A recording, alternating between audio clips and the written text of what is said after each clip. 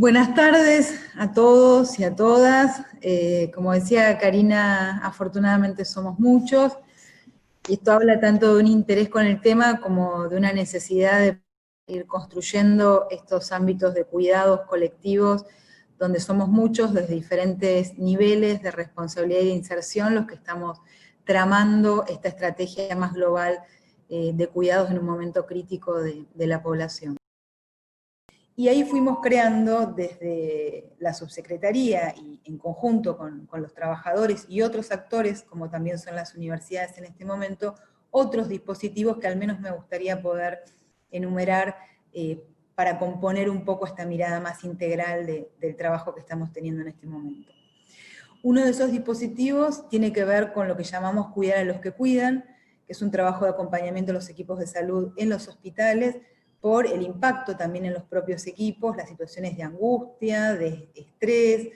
de desorden en relación a los modos habituales de atender, por el temor, por el fuerte temor también al contagio de los propios profesionales, y también porque hubo niveles de contagio importantes en una primera etapa, afortunadamente no tanto ahora, en los propios equipos de salud.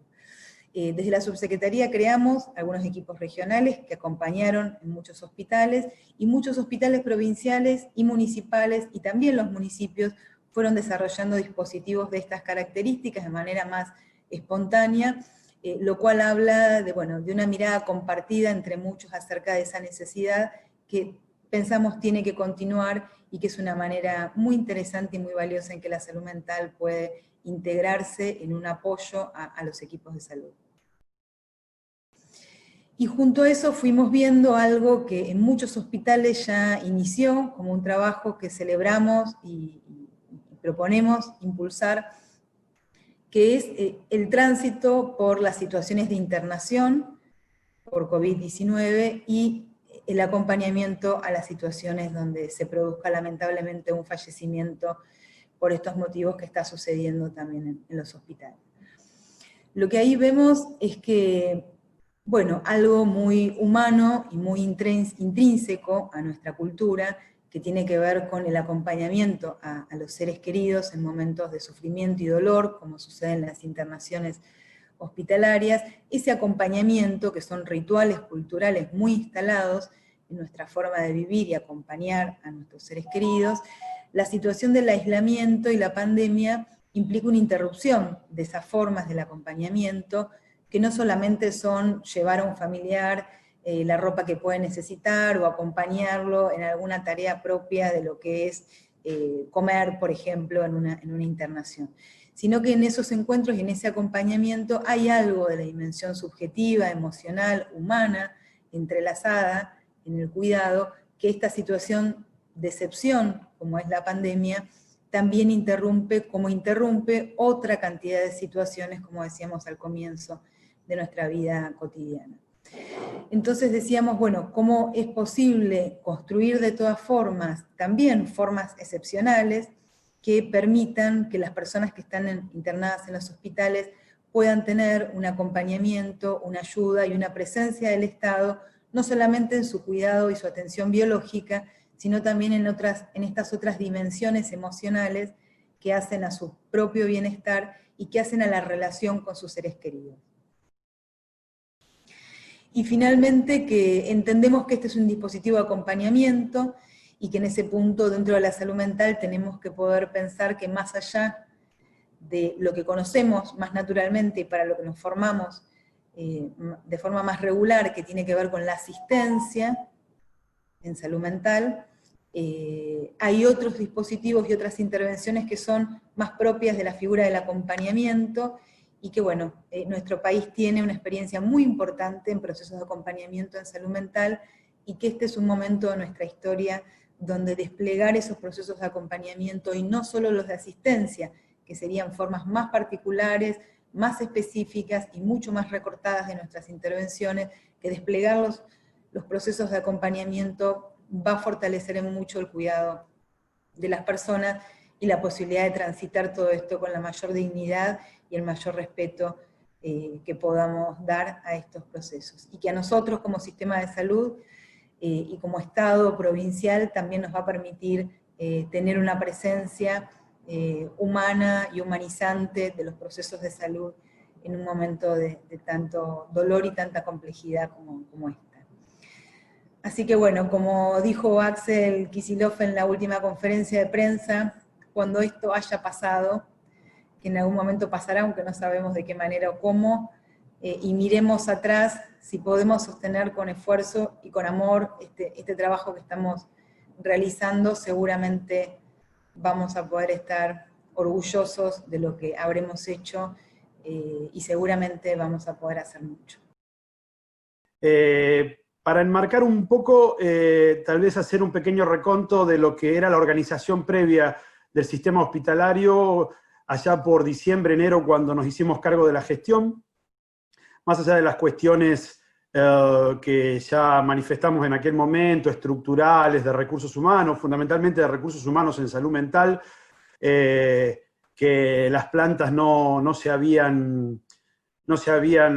restituido desde hacía 4 años, de acuerdo a las bajas que se habían producido, y que las condiciones de edilicias en las cuales se encontraba el sistema estaban muy precarizadas. Se había puesto un gran énfasis en la parte de la emergencia asistencial y prácticamente los otros servicios se habían dejado de lado. El sistema que nosotros orientamos a la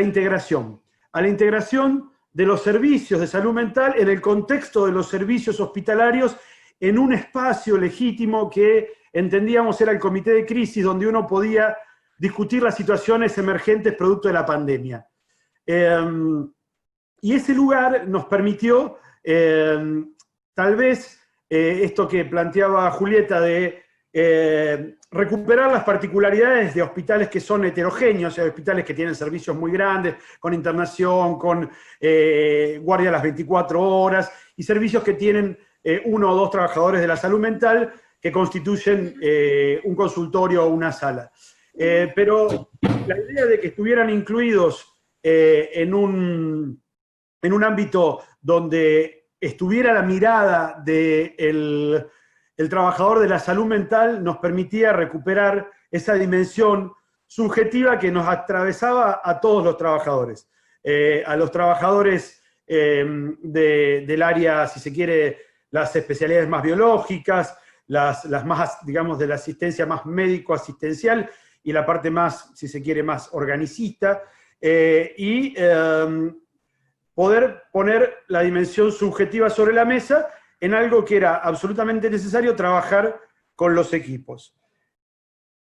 El aislamiento y el distanciamiento social obligatorio que imponen las enfermedades contagiosas, de alguna manera obliga a los equipos a generar estrategias de vinculación con el paciente para poder trabajarlas. Nosotros en nuestro hospital tenemos un servicio de cuidados paliativos que fue de domiciliario, que fue en donde aparecieron las primeras cuestiones respecto a la internación. Eran pacientes que estaban en su domicilio, atendidos por una enfermedad generalmente oncológica, en fase de final de vida, y que debían ser internados por alguna cuestión, y que aparecían con síntomas compatibles con el coronavirus, eran hisopados y quedaban aislados. O sea, se daban las dos situaciones de final de vida y paciente sospechoso de coronavirus. Esto fue la primera alerta. En paralelo, empiezan a internarse los primeros pacientes con coronavirus, en donde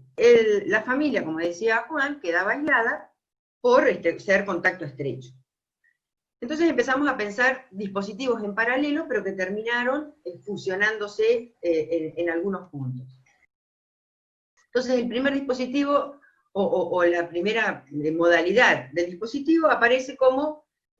a través de la historia clínica electrónica, con el parte médico diario, y el llamado desde salud mental 2 o 3 veces por semana. Y ahí surge la segunda modalidad de este dispositivo, que es el llamado a los compañeros aislados, trabajadores aislados,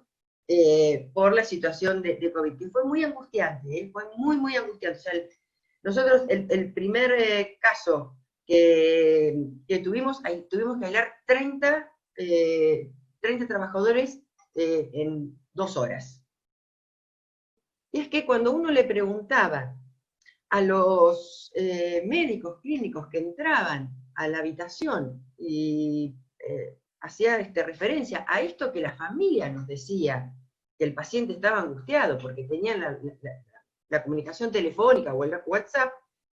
el médico clínico en general decía, no, yo lo veo bien, está bien. O sea, había como un subregistro o una menor escucha, y yo creo que esto también habría que pensarlo, digamos, o en realidad lo pensamos, ¿qué parte de esa demanda podía ser escuchado por ese profesional que entraba, que veía si seguía como leve, si estaba moderado, si había que pasar la terapia, si no había que pasar la terapia, pero que no era el equipo de salud mental? Entonces ahí aparece un dispositivo que es,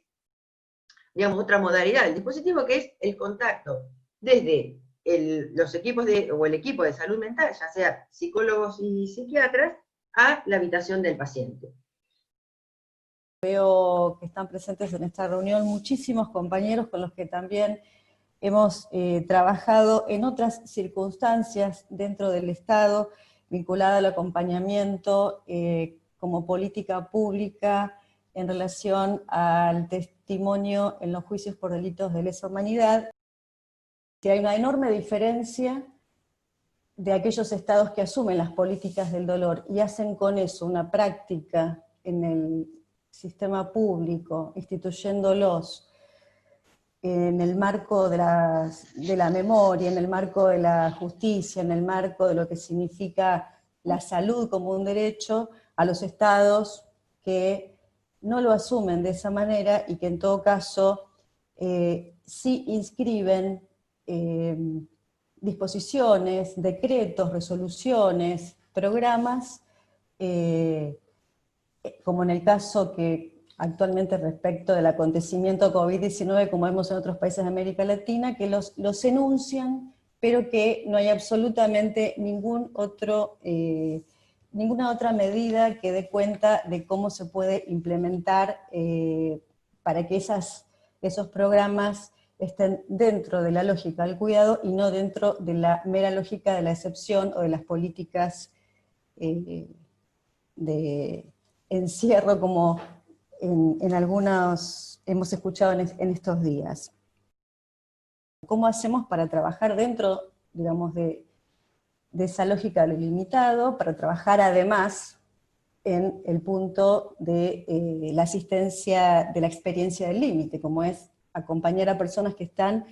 frente a la muerte o a familiares que tienen que acompañar esto y lo tienen vedado como parte de las políticas que se implementan a nivel sanitario?